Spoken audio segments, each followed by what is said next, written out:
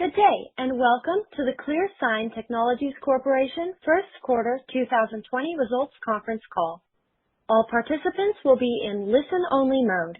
Should you need assistance, please signal a conference specialist by pressing the star key followed by 0. After today's presentation, there will be an opportunity to ask questions. To ask a question, you may press star, then 1 on your touch-tone phone. To withdraw your question, please press star, then 2. Please note, this event is being recorded. I would now like to turn the conference over to Matthew Sellinger, Investor Relations. Please go ahead. Good afternoon, and thank you, operator, and welcome everyone to the ClearSign Technologies Corporation First Quarter 2020 Results Conference Call. During this conference call, the company will make forward-looking statements. Any statement that is not a statement of historical fact is a forward-looking statement. This includes remarks about the company's projections, expectations, plans, beliefs, and prospects. These statements are based on judgments and analysis as of the date of this conference call and are subject to numerous important risks and uncertainties that could cause actual results to differ materially from those described in the forward-looking statements. The risks and uncertainties associated with the forward-looking statements made in this conference call include, but are not limited to, whether field testing and sales of ClearSign's products will be successfully completed, whether ClearSign will be successful in expanding the market for its products, and other risks that are described in ClearSign's public periodic filings with the SEC, including the discussion in the risk factors section of the 2019 annual report on Form 10-K. Except as required by law, ClearSign assumes no responsibility to update these forward-looking statements to reflect future events or actual outcomes and does not intend to do so. So on the call with me today are Jim Deller, ClearSign's President and Chief Executive Officer, and Brian Fike, ClearSign's Chief Financial Officer. Rob Hoffman, ClearSign's Chairman of the Board, will also be available during the question and answer portion of the call. So with that, I would like to now turn the call over to Brian Fike. Please go ahead, Brian. Thank you, Matthew, and thank you to everyone for joining us today. Our full financial results were released last month on Form 10-Q with the SEC on May the 14th. The cash burn for the quarter ended March 31, 2020, was $1.5 million, compared to $2.2 million in the same period of 2019. This is a reduction of 33% and is representative of the changes made in the company since the first quarter of last year. The Q1 figures are consistent with the increasing efficiency achieved over the past year. The major savings have been from a systematic focus on selected and prioritized development projects and the very selective and judicious use of outsourced consulting. This has been combined with more rigorous project planning and budgeting and expenditure approval processes. Our cash and investment resources were about $7 million at the end of the first quarter of 2020, compared to $8.5 million at the end of the fourth quarter of 2019. Shares outstanding at March 31, 2020 were 26,707,261. On April the 21st, we received a letter from NASDAQ deferring the tolling period for our stock price due to our bid price deficiency for the months of May and June. This extends the current deadline for meeting the bid price guidelines until September 28th of 2020, at which time, if necessary, we can apply for a 6-month extension. During the second quarter, we have also received $250,000 in funds from the PPP, which are anticipated to be forgiven during Q3. It is important to note that we have sufficient working capital available as of today to carry us through 2020 and into 2021, even assuming no revenue from any other sources. With that, I would like to turn the call now over to our Chief Executive Officer, Jim Deller. Please go ahead, Jim. Thank you, Brian, and good afternoon, everyone. Welcome to our first quarter update call for 2020. Before getting into the details of our first quarter business update, I want to expand a little on the press release just issued, confirming that ClearSign has received a purchase order from ExxonMobil for the supply of 4 ClearSign Core process burners to be installed at their Baytown, Texas refinery. Firstly, I would like to thank ExxonMobil for the order and for the considerable investment they have made in evaluating ClearSign technology. The assessment of ClearSign technology from a technical, operational, and economic perspective has been very thorough, which for us, recognizing the significance of this order and not just an equipment supply, but as the final stage in a forward-looking program to validate a new environmental technology, provides great reassurance that what we provide and the way that we provide it delivers a practical solution meeting the refinery's technical needs and also provides them economic value. The order includes a full-scale multi-burner performance test that we expect to be carried out in the coming months in a full-scale industrial furnace, and the provision of a computer model showing how the burners and flames work in the destination furnace, both of which we have arranged to contract out to world-class third parties in Tulsa, Oklahoma, experienced in providing these services. This order is great news for ClearSign, and we anticipate that such an endorsement will have beneficial implications for the alliance agreements and general industry engagement that we are pursuing. We also believe that it is a precursor to the more wide-scale adoption of our technology by ExxonMobil to meet their upcoming environmental emissions targets.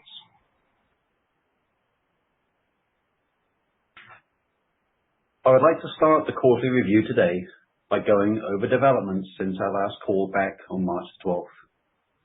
At that time, we were observing the disruption caused by COVID-19 to social and commercial activities in China and assessing the impact on the development of our business in that region.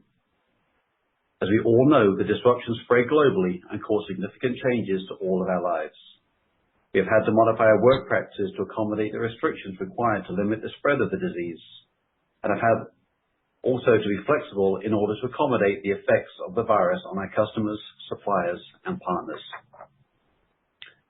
However, we made plans and preparations early outside of China, have been able to keep our internal strategic developments and commercialization projects moving forward with minimal delays. As a supplier to the oil and gas refining and delivery industries, we are considered an essential business and accordingly have maintained essential operations in our offices. We have kept these operations to a minimum. All activities that can be done remotely are being done by our employees from home, and this has allowed us to continue running our test equipment and push forward with the commercialization of our technologies. This has been the case for both our Seattle and Tulsa-based staff. I want to acknowledge and thank our employees for their flexibility and creativity in quickly adapting and adopting our new work practices, especially those who have continued to keep our testing program advancing in the Seattle office. Through their efforts, we have made some significant progress and developments in the past few months, despite the extraordinary complications. The development of our process burner technology and business has been generally focused on the needs for the commercial deployment at the ExxonMobil Baytown facility and other large-scale refineries in general, and specifically focused on the operating requirements of the burners for the order mentioned earlier. This has involved not just optimizing and improving the design to perform under all the foreseen operating scenarios of a modern complex refinery, but also included such activities as working through all the installation details and making arrangements to meet the performance testing requirements. In addition, we have had to give consideration to future spare parts needs and the standardization of our burner components to ensure that, from the customer's perspective, equipment is easy to maintain, and from ClearSign's perspective, that the sourcing and provision of ongoing parts can be handled efficiently and cost-effectively. If our installed base develops as we expect it to, the provision of aftermarket parts and services will become an increasingly large and important part of our business. So it is necessary that we give careful consideration to the design of our parts and the planning of our supply chains so that aftermarket parts can be sourced, stored and shipped quickly and cost effectively. This will enable us to provide good service to our customers and of course in doing that to also provide the maximum potential of this high margin revenue stream for ClearSign. While we are clearly committed to meeting the needs of our immediate projects, we are also cognizant that the steps and decisions that we make now must reflect and support the vision of larger scale and long-term operations.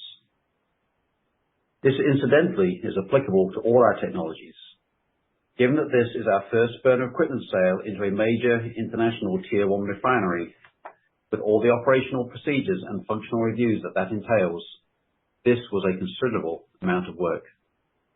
We expect this process will become more streamlined as our future customers and other third parties involved in such installation projects become familiar with ClearSign products. And of course, as we develop a history and experience of supplying our technology into the mainstream refining and petrochemical industries. Fortunately, we have been able to accomplish this and now look forwards to the execution phase of this project. We are also continuing to work with World Oil and the California South Coast Air Quality Management District. The development of our process burner technology is advancing our capabilities in general, as well as in addition to being specific for this particular project. In that regard, it is very relevant to our World Oil project. Many of the improvements we have made to the process burner technology over the last few months are equally applicable to the World Oil installation. Following the demonstration of our process burner technology to ExxonMobil, we plan to then utilize the same setup to demonstrate the performance to World Oil as part of our continuation of that project. While our burner supply to ExxonMobil has been our primary focus in the process burner area over the last months, it is not the only company we are talking with. We have leads progressing with other international top-tier refining and gas-producing companies and, assuming we are successful in obtaining the greatly anticipated commitments from them, look forward to making additional announcements related to these. When discussing our process burner technology, the development of a commercial alliance with an established burner manufacturer should also be recognized as a key development milestone. While I do not have anything formal to announce today, this pursuit is progressing, and it is my belief that the sequence of this courtship and the timing of a formal agreement will not hinder the ultimate adoption of the ClearSign core process burner technology in the market. As you may remember, on the last call, we mentioned that we have the support of a third party who is enabling us to provide industrial scale burner testing for our ExxonMobil and World Oil projects. It is our expectation that this firm will also fabricate the burners for ExxonMobil. Securing the purchase order for the supply of burners to ExxonMobil is a recognized milestone in establishing ClearSign burner technology as a viable solution in the mainstream industry, and it is my expectation that this will act as a catalyst for us to move into the final phase of concluding our alliance agreement with this supplier. When we are able to announce this alliance, it will become clear how transformational this relationship will be for our business model. With our alliance agreements in place, our plan is to continue to sell to major global refineries and other similar companies, in addition to sales obtained through the sales functions of any future alliance partners with which we do business. We plan that our future alliance partners will have our technologies in their product mix, and in that way, we will continue to grow our network and to sell through their organizations as well as our own, through our combined sales affiliates, including engineering and turnkey installation firms like California Boiler. Regarding our boiler burner technology, the opportunity targeted primarily by this business is in China. We have made good progress here also, but had to adapt our original game plan of demonstrating what was essentially a duplicate of our fire tube test setup in Seattle to obtain the performance test accreditation for our technology in China, then continue to develop a final commercialized version of the fire tube technology for type testing and to be ready to commercialize as a product design. While the pandemic has delayed the performance testing of our fire tube burner technology, which we had hoped to have completed by now, we used this downtime to advance the design, and I believe we are ultimately further ahead in our progress to having a fully commercialized boiler burner technology. The final product that will be sold for installation into new fire tube boilers and to replace the existing burners in fire tube boilers will need to be a single consolidated unit and to have the air and fuel gas control equipment mounted on that burner so the entire assembly can be delivered and is stored as a single one-piece assembled burner. Rather than demonstrating the technology and obtaining the performance certificate, then reconfiguring it to be reinstalled in its final form, and then proceeding with the final type testing. We have now jumped directly to the final configuration and have fully designed the components to convert our burner in China to its final one-piece form. This will allow us to complete both performance certification and type testing consecutively, ultimately getting us to our end goal of having a sellable product on the most efficient schedule. Our testing in Seattle has demonstrated that this new one-piece burner configuration delivers the same performance as our prototype multi-piece technology, and in doing so, it exceeds Chinese emission requirements and the performance of all known competing burner technologies. We have a testing partner waiting for us in China and have kept this relationship intact during the coronavirus shutdown, both through contact from our resident Chinese business manager and communications from the USA. At present, we are still not able to get back into China from the USA. However, to progress this work, we need to confirm that our testing partner is properly set up and engaged in our project, and we also need to keep control of who sees our proprietary designs. We also want to ensure we protect and foster the relationships and business development plans we have underway in China. We are working on special visas and unorthodox travel routes to get our essential personnel there. We have developed a selection of very capable Chinese consultants and contractors who we are anticipating will enable us to continue with the physical burner installation and optimization in China. This means we will not need to wait until we can also deploy our technical team to the job site. We believe the setup and demonstration of our fire tube boiler burner can be fully accomplished with ongoing support via video conference should our technical team need to remain in the USA due to travel restrictions. Additionally, we continue to work with the district heating groups in China for the development of our water tube boiler burner. At the time of the last call, we had demonstrated the burner at 90 to 96% of maximum rate with NOx below the 10 ppm target and had shut down to prepare the installation for ongoing use and to implement the automated control system. Due to the coronavirus and travel restrictions, we have not been able to progress this project further to date. We have had some preliminary discussions with potential partners that may enable us to expedite configuring this technology to its final commercial form. Of course, we also need to reach agreement on such possible changes to our initial plan with the heating district, so I really cannot elaborate on this more at this time, other than to say we are eager to get back into China and to continue the development of these very significant projects and to progress our relationships with the very capable and respected partners with whom we plan to work in the future. It is probably worth reiterating that the market for fire tube burners is approximately 4 times the size of the water tube market in China. The reason ClearSign first entered China a number of years ago with a water tube offering is that we did not, at the time, have a fire tube product. So while COVID situation has unfortunately affected the water tube project timing, the fact that we have made such significant progress in the commercialization efforts of the fire tube project should be viewed as an avenue to both quicker and more significant revenue opportunities in China. The reality is that issuing of special visas or the opening up of travel routes between the USA and China is ultimately out of our hands. We are working through some diplomatic channels that we have to do what we can.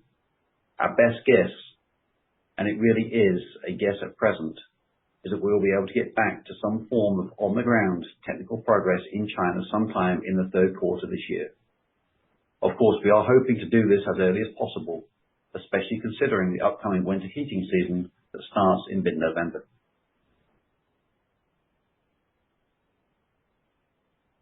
I will now move on to our FLARE technology. We issued a press release on May 14th announcing the sale of 4 flares by our alliance partner, Ashcore, by International Combustion Controls, a division of our sales and installation partner, California Boiler, for a customer in the Los Angeles region of California. While relatively modest, this was a very significant order for ClearSign in a number of respects. The order was exactly as we envisioned when we first adopted our commercial strategy of being an asset-light provider of technology and developing a family of original equipment manufacturers who have the sales, engineering, design, and production resources to deliver product containing our valuable technology at its core. And we branded ClearSign Core to designate the inclusion of this technology and best-in-class emissions capability. Secondly, the ClearSign supply in these orders is the core, and of course the special IP that is embedded in it.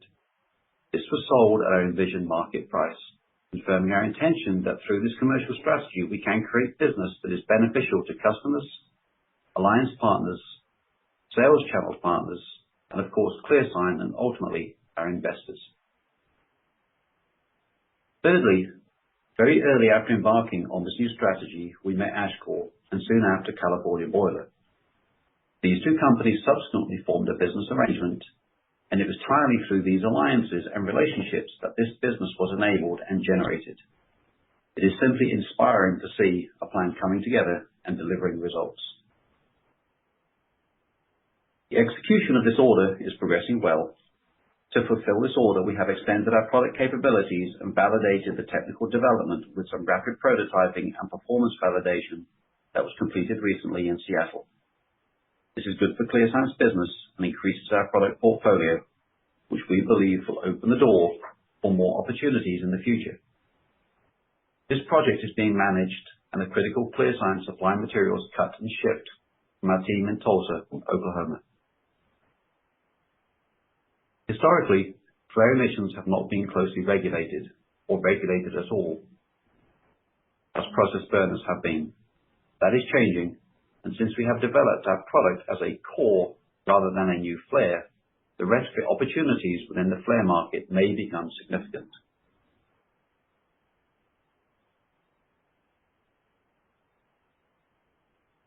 As I mentioned in my previous call, we are in the process of bringing a new sensing technology to the market. We believe this disruptive technology has the potential to eliminate the use of flame rods. The ClearSign Eye pilot sensor has been designed to seamlessly integrate into existing infrastructure and reduce non-productive downtime due to pilot sensing equipment failure. One of the main features of our product is that it can verify the presence of a pilot flame without being immersed in the flame. We continue to get great positive feedback from potential customers when discussing the development of this product, which is very encouraging. We are working through the final details of our commercial design and fabricating pilot production units in preparation for upcoming field trials. Our product will be a system which includes not just the sensor itself, but the controls units that accompany it. This is similar to the existing technology that it will replace. Our business plan for this technology is different from that of the ClearSign Core combustion equipment, in that this will be a truly standard product that we can have manufactured, packaged, and shipped by third parties as a ClearSign product. We have established manufacturing vendors and expect our first article pilot production units to be delivered in the third quarter this year for field testing. Our manufacturing partners are currently optimizing the design for large-scale manufacturing of the hardware and concluding the reliability testing of the electronic components. We are also talking with potential first adopter customers to identify host sites to install the first off-the-line units to give feedback and also to promote and socialize the new technology amongst the technical community within the industry.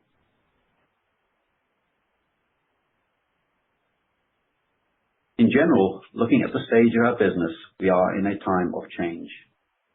Aside from the external factors such as the coronavirus, international travel and restrictions, and political uncertainty, the company is in the process of positive transition. Our engagement with ExxonMobil is almost certainly being watched not only by our investors, but also by others in the industry who seek to benefit from the due diligence undertaken by ExxonMobil's research and engineering division. This also includes other equipment manufacturers.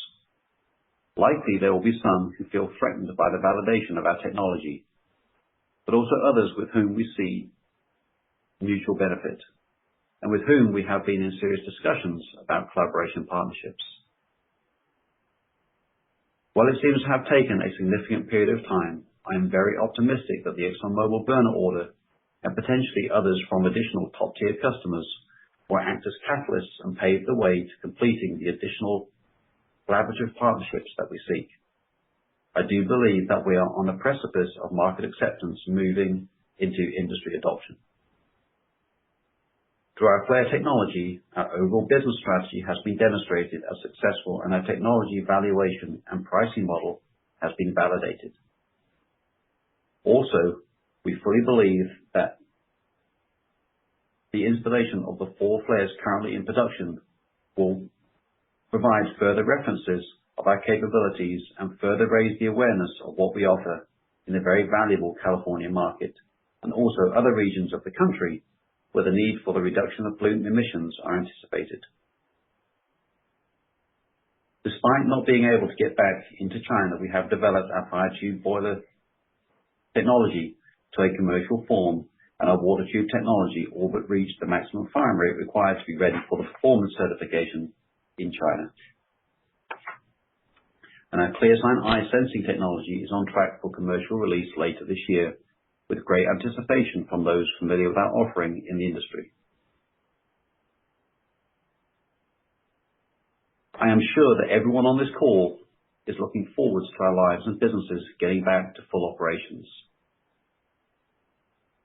For ClearSign, I truly expect that the next few months will be exciting.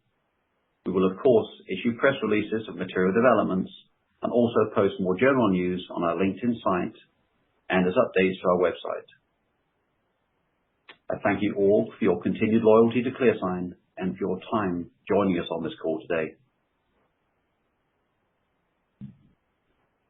That concludes my prepared remarks today. Operator, please open up the lines for questions. We will now begin the question and answer session. To ask a question, you may press star, then 1 on your touch-tone phone. If you are using a speakerphone, please pick up your handset before pressing the keys. To withdraw your question, please press star, then 2. Our first question today comes from John Reynolds, a private investor. Hey, Jim, how are you? Great job. Very tall task transforming this. My question is, you've got enough capital for the next year, with oil being so volatile and CapEx spending not being, on the front burner, so to speak. Are these companies still engaged because this is a technology that is going to be a must-have? And then the second part of that, have you been talking to any ESG funds? I mean, this seems to fit the bill for, the environment, particularly, and what are your comments on that? Hi, John. Good afternoon. And there really are 2 questions there. So certainly the general market and the news from the refiners is that their the discretionary spending and expansion plans are somewhat curtailed by the reduced oil prices and the volatility. The projects that we're engaged in are, the likes of the ExxonMobil order and some others that we're pursuing are actually part of a much bigger project, we believe, for those refineries, and are not seen in that same light. They have been progressing. No doubt in the general industry, looking at the normal burner market, some of the projects may be delayed, but today I don't recall of any projects in the list that we are pursuing that have been cancelled or significantly delayed by any of the oil price volatility. The comments about the ESG funds, they are certainly on the horizon. We are very aware of them. We are contacted by those funds. We have seen interest from them. I think that's really a conversation potentially for the future, but yes, we have definitely received interest. Got it. Yeah, I just wanted to make sure that was on your radar. But are these companies in the super majors, obviously, do they have a mandate to spend so much per year, kind of cleaning up their act, so to speak. Is that what you're finding? So this is not their CapEx expenditures, obviously on drilling new holes has been curtailed, but you don't think that this program will be adversely affected by that? Yeah. And John, I honestly, I can't speak for those refineries, so I don't know what their internal policies are. We do know that. Do you feel like your new model is going to compress the sales cycle? How about that? I mean, obviously we've had start and stops before with this, and you get a great announcement, and then months go by without, new announcements or follow-ons. Is this a sustainable model that's going to compress the sales cycle and be more not as lumpy, so to speak? That is a great question. So this most recent announcement was a very significant step in launching this ClearSign model. Right? To get the equipment into these major refineries, you not only have to have a fundamental technology that does something special, but also to develop a product into a form that refineries can actually use it safely, that they can install it and maintain it, and they have the confidence to do that. And in our case, on the demand side, I think it's clear to the refiners, especially currently in the California and the Texas region, they see the future environmental restrictions only getting tighter, reducing NOx emissions. The current technology they have available to them to meet the new requirements are very expensive SCRs, which become even more ridiculously expensive to install on a retrofit basis. You don't have space in the refinery, you've got to cut the heaters apart, you can't find real estate, and the complications there are huge. And what we're offering is a way for them to avoid having to go through that very elaborate and expensive project, quite frankly, to install a piece of equipment that delivers to them no value. So that's what we believe is the motivation behind these top tier companies like Exxon investing years and hundreds of hours of engineering to find a best solution for them going forwards. So long term, this is the start of something great.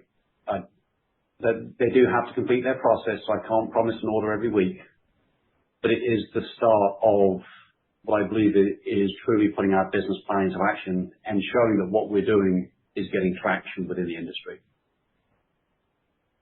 Got it. Thank you. We're rooting for you, Jim. Thank you. Thank you, John. I appreciate that. Our next question comes from Jim Kennedy with Marathon Capital. Hi, Jim. Hi, Can you hear Jim. me okay? Yes, Jim. Thank you. Great. Jim, could you help me kind of size up this market a little bit?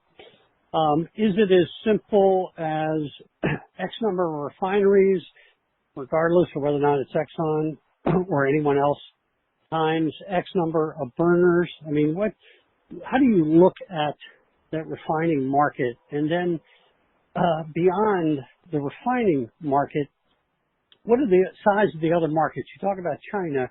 How does one get a handle on what the size of that market is? Certainly. So, yeah, Jim, I think it's best if I can is to give some tools as well. So firstly, there is a really good resource that's just available to everyone. It's the AFPM or the American Fuel and Petrochemical Manufacturers. They're a trade association, but they have a refining and storage capacity report. If you just type it into Google, it'll pop right up. That gives the refining capacity of all of the states of the U.S. as a total, but also individual refineries. Mm-hmm.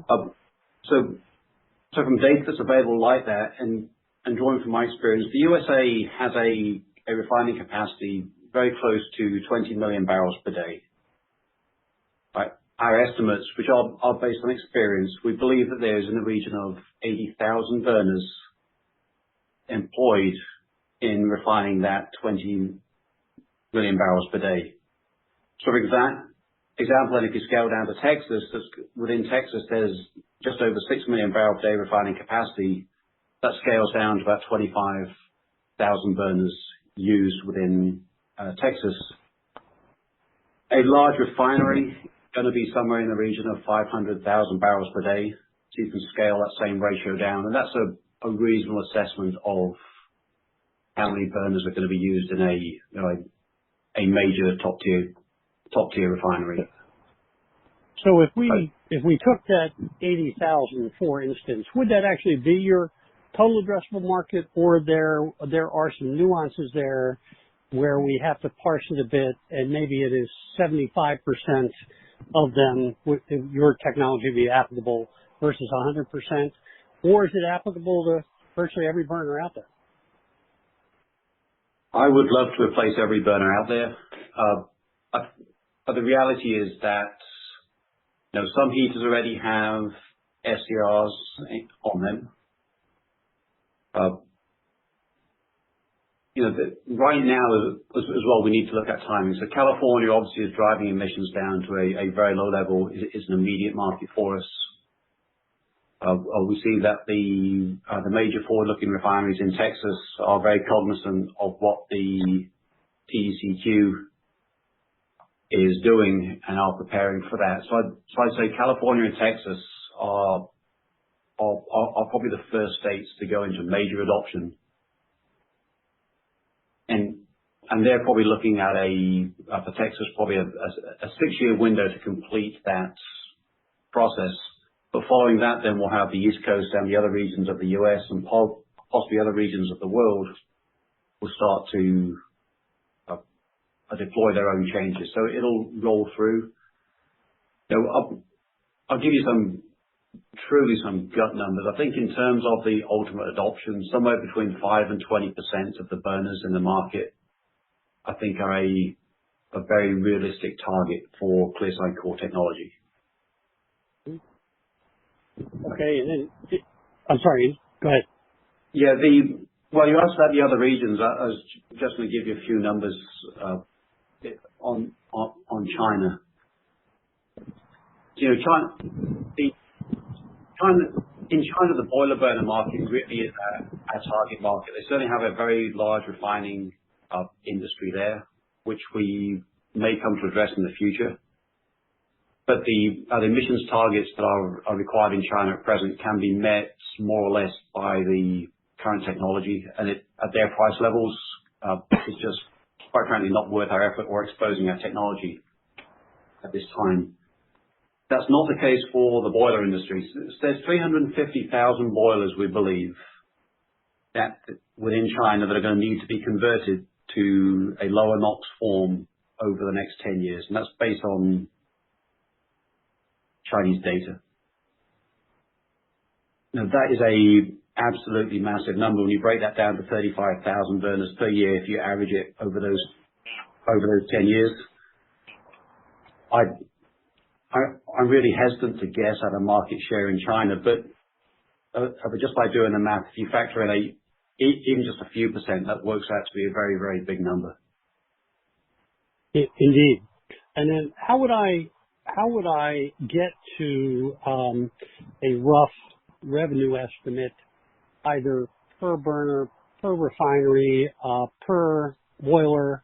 If I have a refinery and I want 4 burners, 6 burners, 8 burners, are you giving me a discount because I'm ordering 6 or 8, or it's one price for each burner and no discount? I mean, how are you envisioning that? John, let me ask you, have you ever worked in a buyer of one of your past lives? So I think the best reference that we can give of information that we can talk about, because obviously a lot of the contracts with the individual customers are confidential. The World Oil order that we had was published for 5 burners. The value of that order was $500,000. That did include some installation, and there was a little bit of controls equipment in that order as well. but factor that in. But that will give you a ballpark value for what the ClearSign core technology is selling for. And to date, in our quotes and conversations, that price has been respected by our customers. Quite frankly, when the customers are engaging with us and seriously talking about ClearSign core technology, they're comparing us to not an SCR. They're not comparing us to what other burners in the market are selling for. And that is really where we have positioned the product at and where we need to maintain. Because if a regular burner in the market and the NOx levels they're providing can meet the needs of the customer, or at least they believe they can, then that's just not business that's worth ClearSign pursuing. We've got much more profitable business to pursue. So I would advise to take those world oil numbers as a ballpark. Some will be higher, some will be lower. Gotcha. In my experience, you may get modest discounts for large orders, but so far what we've seen, our intention is that those prices will be reasonably held. And Jim, can I draw a parallel between China, the U.S., and Europe when it comes to boilers, that it would be applicable to those other territories for boilers, or you're going to have your hands full in China first? We made a point with the resources we've got and the interest of making as much money as we can, as fast as we can, to focus on key markets, really focusing on the U.S. refining market for the process burners and the very high density of oil in China as our first target. It's not that there is certainly a market in the U.S. It's not as big. There's certainly a market in Europe. It's just we can get much more return for our efforts by focusing on that very big market first. So it's not never a case of it's China first for boilers and USA first for burners. Gotcha. The industry potential relationship that you've talked about that you're trying to develop, do you envision that partner becoming a marketing partner for you? Would it be on a non-exclusive basis? I mean, what would be, if you had your druthers, what would be the way you'd like to see that structured, or what they would be doing for you? Okay. So, John, I'll preface this by saying I'm going to ask for a little bit of patience at the end. So, but certainly our objectives, and let's say good things come to those that wait. We've really focused on finding a global partner that has a outstanding reputation in the market, that can truly do the ClearSign technology justice, and can provide the technical resources, the project management resources, and the sales resources and service requirements that we need to be successful. So we would certainly include their sales capability as a value when we are considering partners. Gotcha.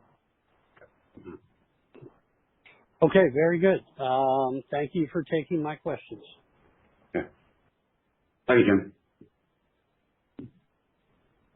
Our next question comes from Robert Ketcheg with Las Colinas Capital Management. Hi, Jim. Hi, Robert. Hi. I wanted to connect the World Oil business with the Exxon deal. I was wondering, since you had the experience at World Oil, but I guess they were kind of really closely, as you described before, closely connected or closely situated burners. I was wondering if you could maybe share with us what's been learned about that since, and how capable this technology is to appropriately service World Oil, and how much that maybe helped us going forward. Yeah, Paul, that's a really good point. I really So just ahead of this, really need just to give some thanks to Jeff Llewellyn and Vinky I here in the office. Our technical team working on these burners have worked really hard throughout this COVID-19 period. One of the valuable things we learned at World Oil was that was the first time we'd had the opportunity to put multiple burners into the same furnace. Prior to that, we've just run a single burner in the test furnace in the Seattle office. So during this time, as we dialed in the technology for the wide-ranging requirements for Exxon, we were also able to build on what we learned at World Oil and actually really explore the burner and develop it to address what we saw at World Oil when we put them into that furnace for the first time. So it's probably not appropriate on this call to really get into the sort of fine details of the burners, but we have extensively modified the burner, coincidentally to meet the wide operating requirements of Exxon and to be honest, any large-scale refinery. The things that we did to address that were actually very consistent with what we wanted to do to address the World Oil burners as well. So they've been mutually supported. And then we look forward to getting them into the test furnace to actually demonstrate it and to prove both to Exxon, to World Oil, and of course to all of the other refineries out there. Yeah, thank you, Jim. That's exactly what I was getting at, is that there had to be a lot learned in modifying and making a real delta change for the burners going forward. And so really the fact that everything just didn't go perfectly with World Oil, it actually turns out to be a benefit for the company going forward, which is basically what my question is about. That's right. Yeah, it actually made us or put us in a much better position to go forward with the demonstration for the ExxonMobil burners in confidence when we get a chance to put them into the full-scale test facility. So that's exactly right. I'll come back with a question maybe later and give somebody else a chance. Thank you. Thank you, Bob.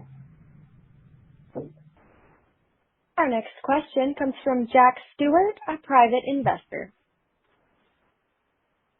Hey guys, can you hear me? Hi Jack, yes we can. Hey, thanks for taking the questions. I know that you guys don't have any sell-side coverage for the Q&A, so that's a little bit weird for a company that's been public so long, but I'll do my best to facilitate a couple of questions here for the other private investors out there. So I'm just going to rattle them off and then I'll let you address them in the order that you choose. First, I wanted to address the ExxonMobil order that you put out on the press release for today. I was hoping you could provide a little bit more color around what the timelines are associated with that order and the installation, and let us know if there are any revenues actually associated with that order. And then I also wanted to clarify, how is this Exxon order different from the order that you guys received from them last October that you guys press released? Was that prior order not proper validation of your technology for them to move forward? So why do you need a second validation test with them? And from what I can tell, the press releases look like literal copies and pastes of each other. And so I'm just confused what's different or new this time around. So any color there is really helpful. And it's just, to me, it's a bit weird that same language would come out at the time that, there's some NASDAQ listing issues, as well as the need to raise additional cash. So that's my second question is, can you help me or help us understand your balance sheet positioning? I will flat out disagree with the first questioner's assertion that you've got a year's worth of capital left. In fact, that is plainly stated in your 10-Q under the going concern language. You said in the press release now that you've got about $7 million of cash left as of the end of the first quarter, which is in March. You've probably burned another $1.5 to $2 million since then. So I'd assume you're probably about $5 million in cash currently and burning $1.5 to $2 million a quarter. So my math gets me to you've got about 2 quarters of runway left. So clearly there's going to be more financing needed. So if you could help us understand your path forward and the ways that you plan to address your cash shortfall, that would be super helpful.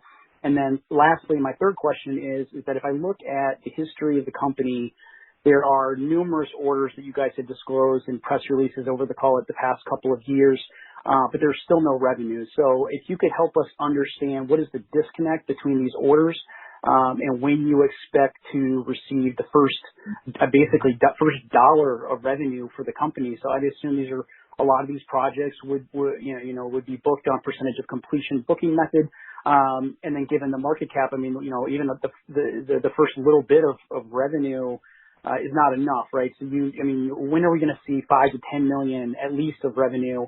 So any guidance would be helpful. And then along the guidance, are there any metrics that you can provide to investors like order backlog value, book to bill, or maybe anything like average order prices per project? Everyone else has left the call. Per boiler. That's it. Thank you.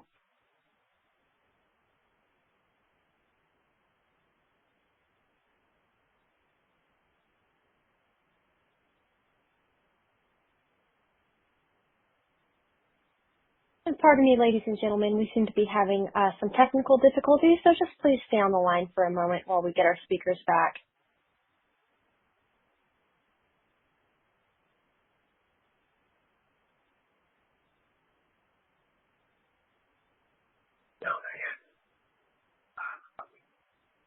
It looks like no one else is going to join this call. Goodbye. Oh. Again, we are experiencing technical difficulties, but our speakers are dialing back in, so if you'll just wait a moment, we will join them back in to answer your questions.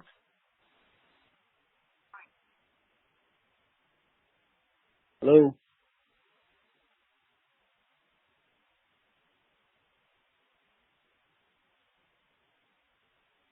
Hello? Am I still muted?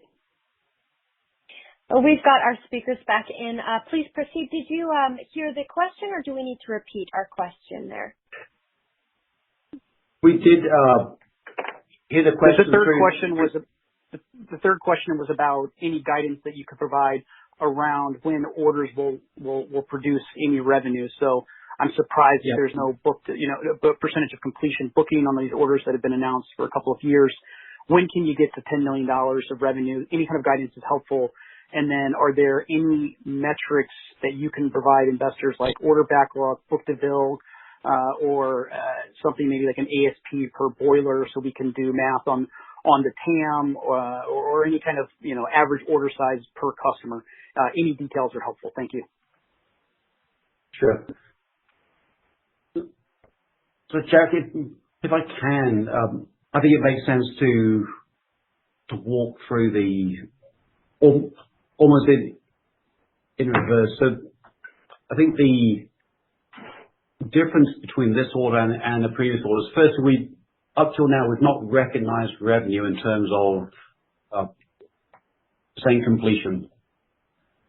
So with the prior orders within the company, that I think explains why you don't see significant revenue, as those orders were spread out. The Exxon orders to address that, the two orders are very strongly related.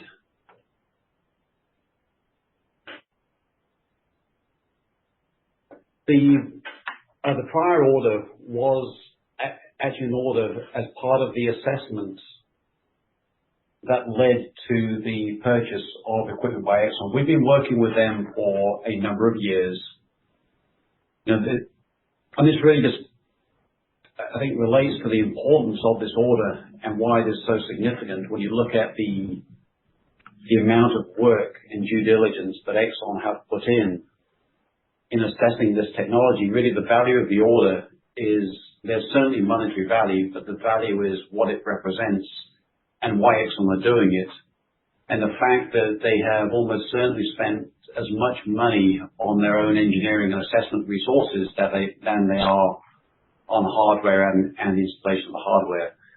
So the prior order was a precursor. It was a payment to ClearSign for us to do a much more detailed engineering study of how our ClearSign core burner technology would fit into this particular heater, because Exxon wanted to do a much more thorough assessment before even engaging in an equipment purchase contract. That then led through to a much greater refinement of the requirements of this order to the details they passed on to us to achieve with our burner before they would even consider buying it, and ultimately through to the purchase order that we have the pleasure of announcing yesterday afternoon. So those two rightly were very, very similar, but they are two very distinct orders. And the order for the hardware for the burners is the culmination of a very large amount of work both on Exxon's part and ClearSign's that do rightly deserve very significant press releases of their own. Jim, if you want me to, this is Rob Hoffman. I'll take the question about the financing. Certainly, Rob. Obviously, we can only release the numbers that are present. I think the questioner's math is a little off, making some high assumptions on cash burn when we've demonstrated that we are at $1.5 million a quarter. And our assessment also does not even include any revenue. So I think that the short answer is we are comfortable with our cash position. We're comfortable with the prediction we made into how long that cash will last, even without any revenue. And I guess that's the answer. Thank you, Rob. And Jack, just your last point, yes, there is revenue attached with the order. Exxon, like everybody else, are valuing our burners the way that we expect the market to, and actually in line with the guidance I gave by comparing to that World Oil announcement. So it is a very nice order for us in its own right, but the value that it represents in terms of what ExxonMobil are doing and the ClearSign go-to-market strategy is, of course, huge. Our next question comes from Michael Legg with Benchmark. Thanks. Congrats on the milestone for the company, guys. And Jim, it's nice to see all the progress you've made since you've joined the company.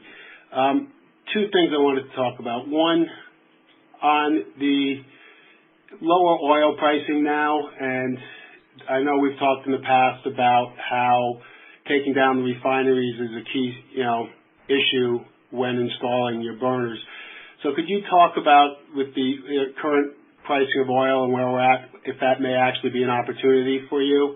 And then secondly, with the service contract you're using on Exxon, could you talk a little bit about that might actually possibly be a joint venture where they may even throw money into ClearSign or something of that nature? Thanks.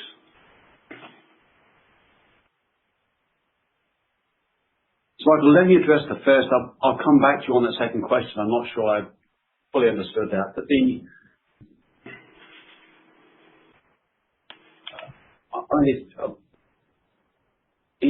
in general as well, certainly when the oil price has been volatile, our refineries do get either the production rates are reduced or sections will get shut down.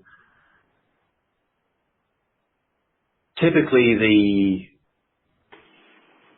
the projects to install our equipment are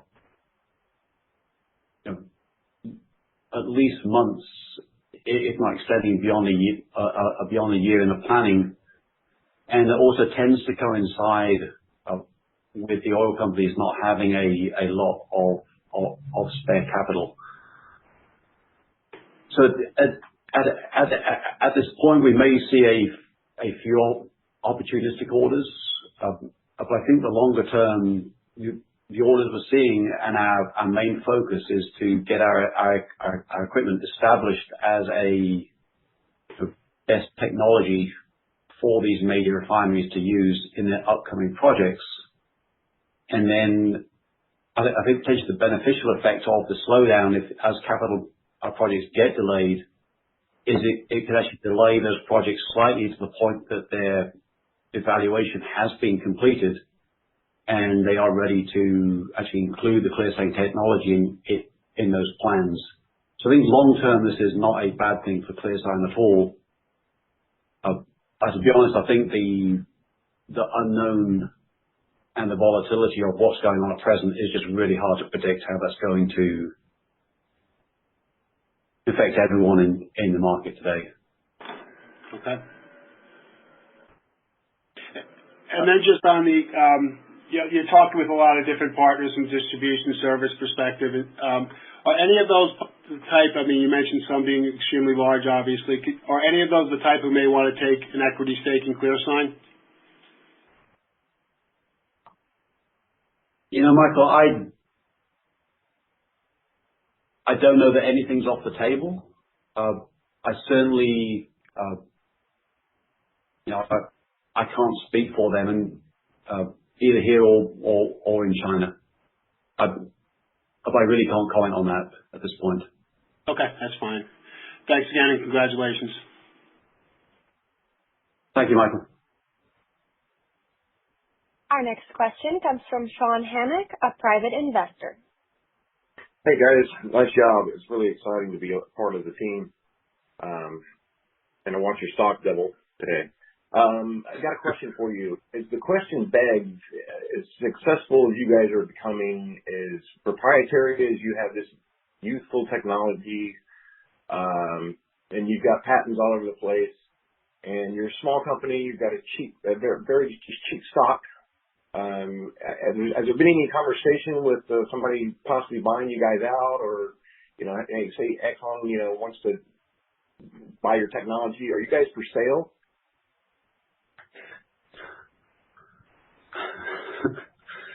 Sean, I want to know, we're not engaged in any conversations today. I'm not sure I can really say more than that. I mean, obviously we are a publicly traded company. The shares are always on the market, but we're not holding any news back.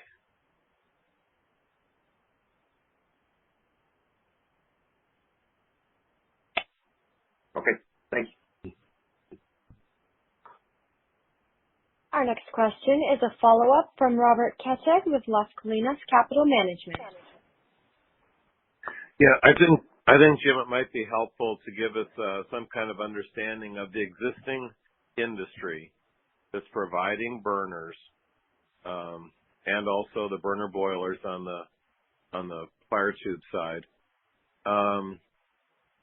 As far as what kind of replacement of burners in, say, just say in this refinery area, since we're talking about ExxonMobil as a customer, what sort of replacement takes place annually in the refinery process heater business?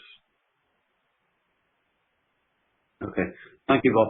So, first of all, let me preface this. I don't want to make any presumptions specifically about ExxonMobil, and also need to be careful that what they have, told us as part of our interactions are confidential. But I do have a 20-plus year experience working with refineries in the burner area. So I think there's multiple scenarios. The market that we are predominantly focused in is actually driven by the need of our clients to meet current, but often more the anticipated emission reduction requirements from local legislation. So the change out of equipment is part of a much larger project when a refinery would look at all of their combustion sources and basically work out all of their options and all the technologies available to them, and they will come up with a plan to get their emissions down to whatever that requirement is in the most economic way and the way that gives them the best control and operation of their refinery. So that is basically a forced change out. There are, equipment this finally does wear out, although typically with an installed burner, the the general practice, as long as the burner is meeting the current requirements and the use of the heater has not changed such that the heating or the flame profile needs to be changed. It's typical with burners to actually buy replacement parts to keep those burners in operation. And it's not unusual for a burner to operate for at least 10 to 15 years. But for a supplier, and that, as actually mentioned in the body of the call, planning for that parts replacement is very important, because that actually, as you get more equipment out there, that actually becomes a very significant additional source of business that grows incrementally as your installed base increases. So for us, we are really targeting the force changeouts are primarily driven by emission requirements, at least in the USA market. And then secondly, the work that our ultimate refining customers have to do to keep the burner equipment in operation that is going to be an increasing revenue stream as time goes on. Okay, and I'd like to follow up with this. We've been talking about the Chinese issue, and now there's this inability to be able to go over there and continue work on it. What about that same type of business, the water tube and the fire tube in the United States? It's a very large market as well, because it's a smaller type of application to a lot more locations, as I understand. Could you speak to any progress that we've made in the U.S. in that same type of market that we're trying to do in China?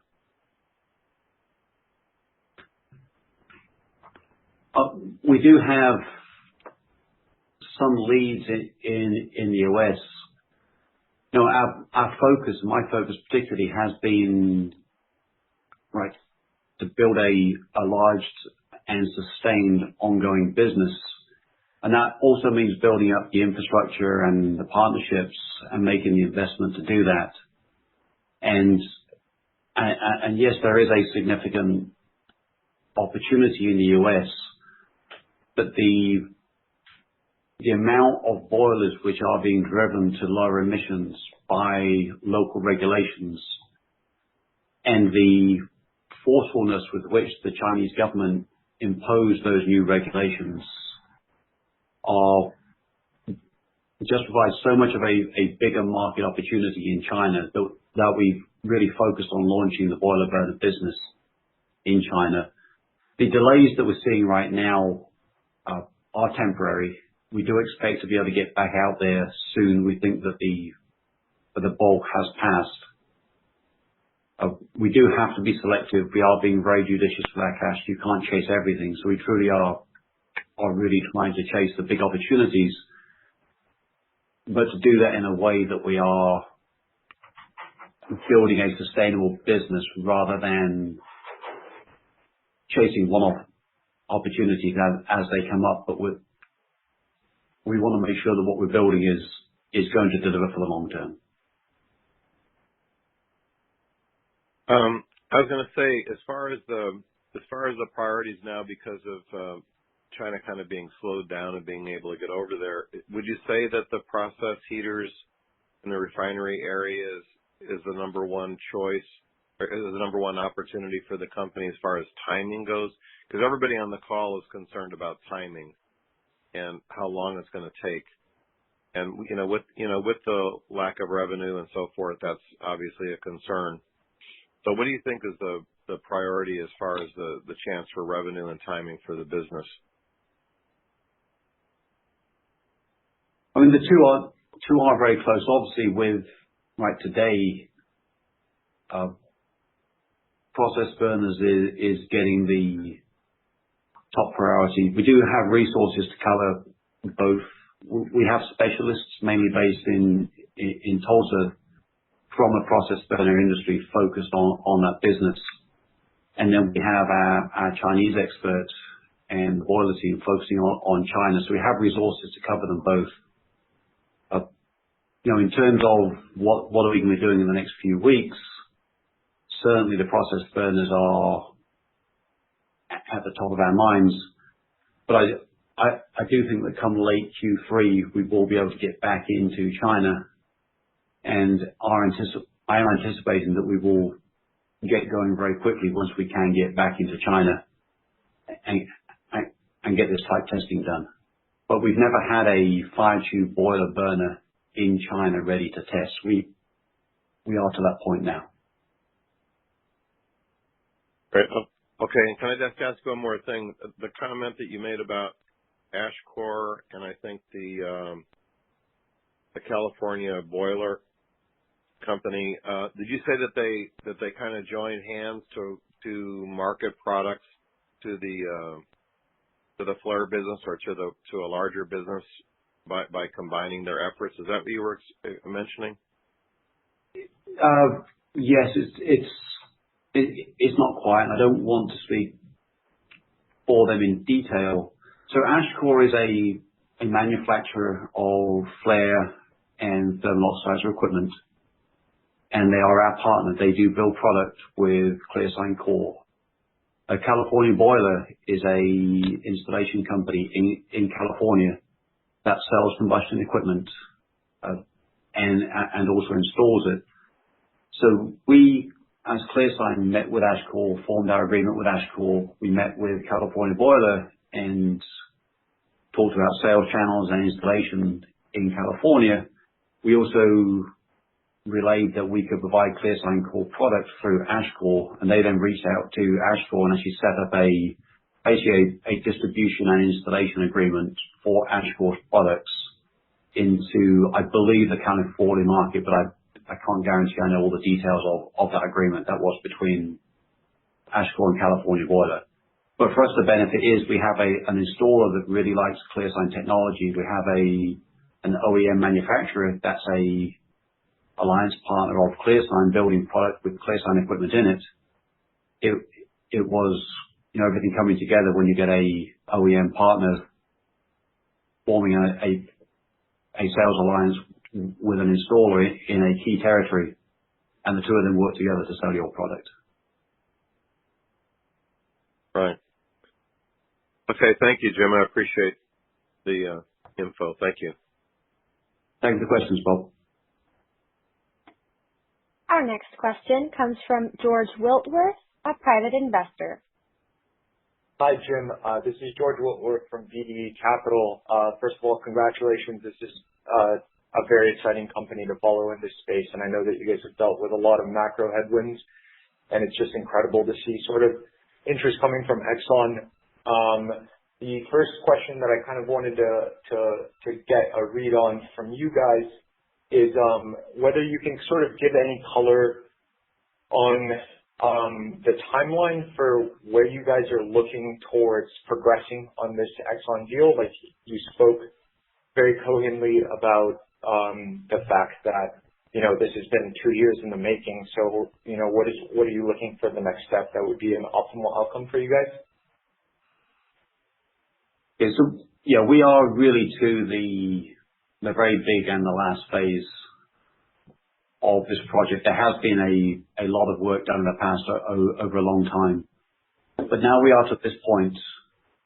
We have a performance test of the equipment that is going to be in the tail end of the heat of the Oklahoma summer, so end of Q3 time-ish. That's, we got the order yesterday, so we still got to nail down the exact schedule, but it's going to be around that time frame. And, a delivery to the customer, hopefully before we get slowed down by the Thanksgiving, Christmas period. And that will allow the Exxon to install on their schedule. Fantastic. I mean, it's a great validation of all the work that you guys have been putting out. And now, given this news, I think that some of the earlier callers were sort of being a little boorish and mischaracterizing, as saying that you guys were running out of cash. I mean, as guys that have been around for a long time with you guys, some people are very interested in seeing you guys sort of raise capital to make sure that you seize this opportunity. Do you guys see this in the future? To ramp up if the sort of partnership with Exxon works according to how you guys expect it to. It seems like you got to strike when the iron is hot. Is that something that you guys are considering?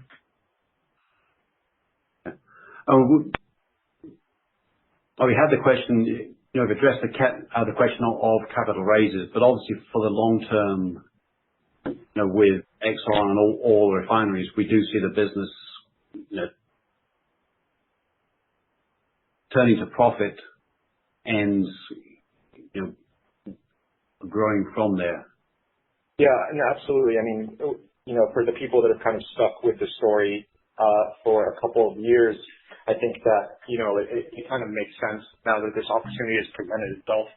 And I was just wondering whether you guys see some truth to that idea, given that, now is sort of an inflection point for the business, and you don't want to be, weighed down by a lack of capital. Yeah. And right now, as we said earlier, we've got capital to see us through well into next year. We've got this order. We've got some of the sources on the horizon. So right now we feel comfortable with where we're at today. Okay. And I appreciate that. We need. Would you say that it's fair to say then to not expect a capital raise for the rest of this year then in that context? Or do you think that if the opportunity does look very attractive, that you guys would consider it for the benefit of shareholders to make sure that, you guys can move as quickly as possible?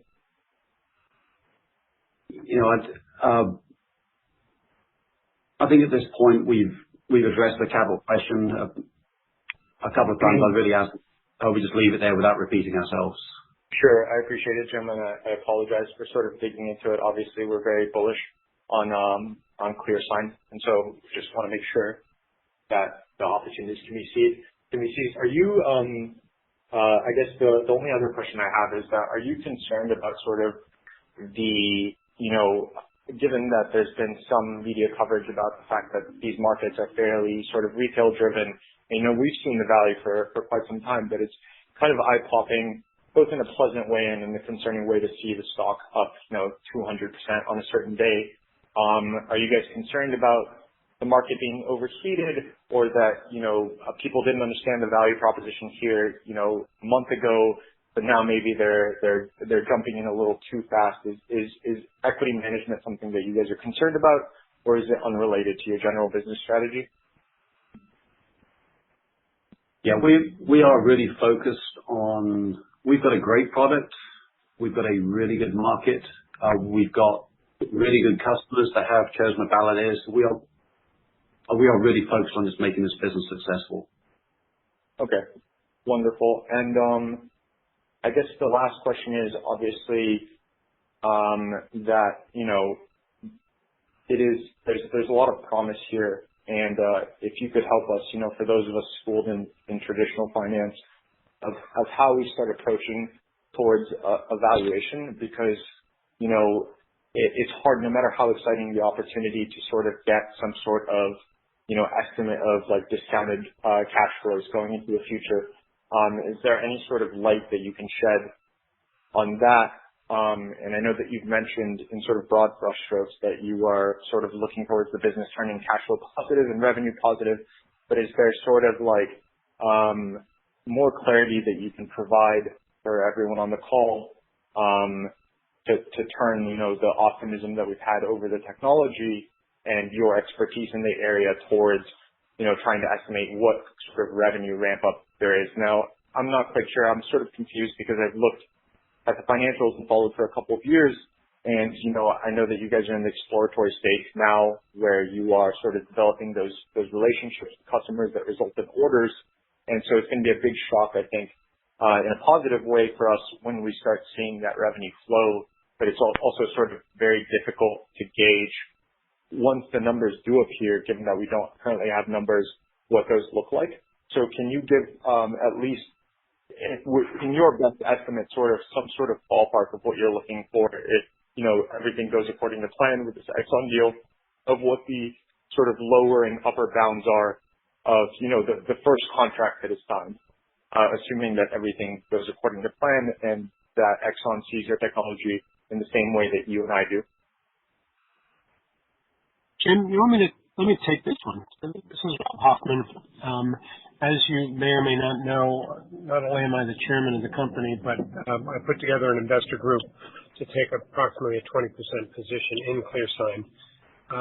We did quite a bit of analysis on what we thought the total addressable market was, what the business model looks like, and so obviously that is up to individual investors to figure out for themselves.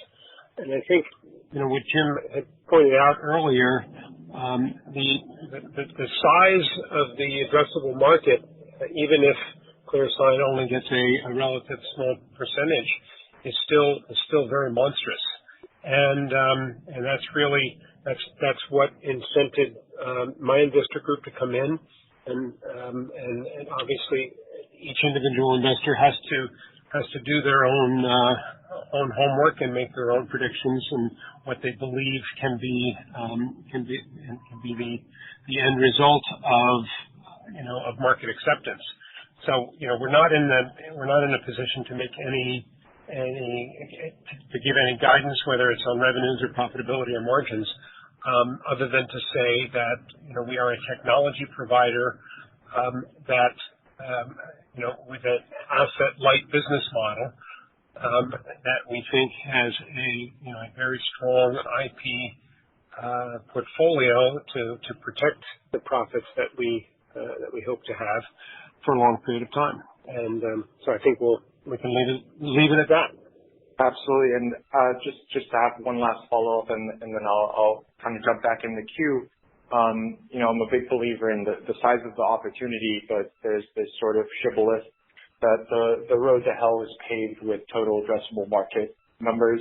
And so it's there's always an opportunity for a TAM. The thing that I'm curious about is for you guys to sort of say that, given how confident you are in the business, like what you see a first step in capturing some of that TAM looks like, because it's impossible really to multiply TAM by a percent that someone kind of makes up. And given that you guys are in the heat of it, you're the best able to sort of approximate that. So is there any sort of color that you can provide that clarifies the opportunity a bit more for people like me that are on the same side as you guys, but also want to sort of at least get a starting point for some of the things that I can sort of imagine going forward for this business? Well, I think to somewhat answer your question is I've been investing professionally for over 30 years, and many of my most successful positions have come about because I've let people who are more expert at a particular category or science do my homework for me. In other words, as it pertains to ClearSign, when you have an entity like Exxon spending the kind of time and internal money that they did to take our ClearSign burner to this stage, has got to communicate to most people, I would think, that these guys are some of the best, if not the best, combustion engineers in the world, and they want to take this next step with us.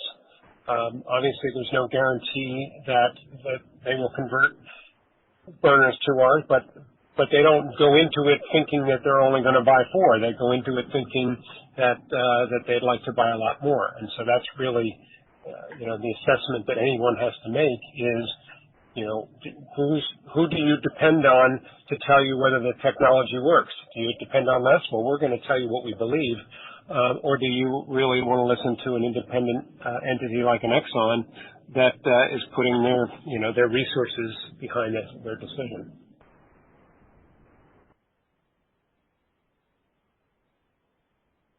This concludes our question and answer session, and I would like to turn the conference back over to Jim Deller for any closing remarks. Thank you, operator, and thank you everyone for joining our call today. This concludes the ClearSign Technologies first quarter 2020 conference call. Thank you for your time. The conference has now concluded. Thank you for attending today's presentation. You may now disconnect.